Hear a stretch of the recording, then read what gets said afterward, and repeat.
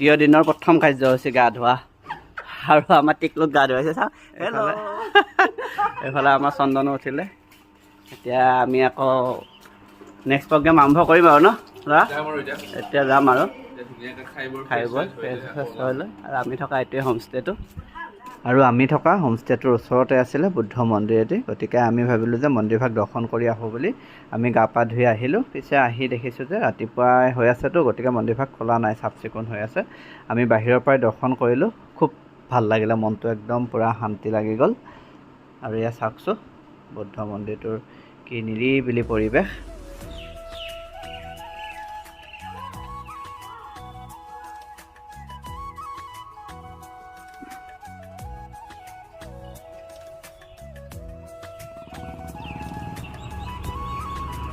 প্ৰথমে ল'ৰাৰ কাৰণে ওটছ বিস্কুট আমাৰ কাৰণে লাল চাহ এয়া মেগী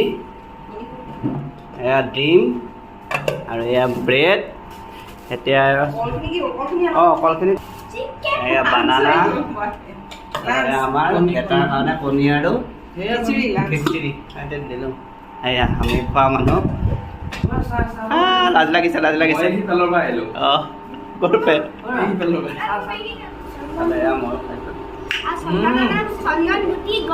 চাহা পচাই খুব ধুনীয়া একদম আদা চাদা মেগী আৰম্ভ হৈ গ'ল আমাৰ কেনেকুৱা মেগী মেগী আৰু দিম নব মই খাম মেগী ৰাতিপুৱাৰ পৰিৱেশত নেকি একদম ধুনীয়া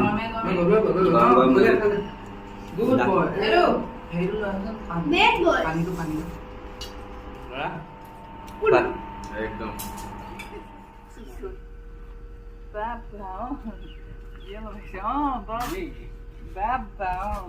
আৰু আমি যাব লৈছোঁ এতিয়া ৰয়িঙলৈ বুলি আজি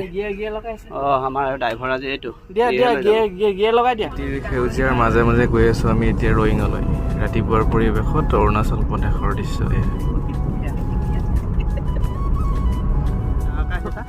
ঐ পানী বৰষুণ চা বহুত ডাঙৰ বৰষুণ আহিছে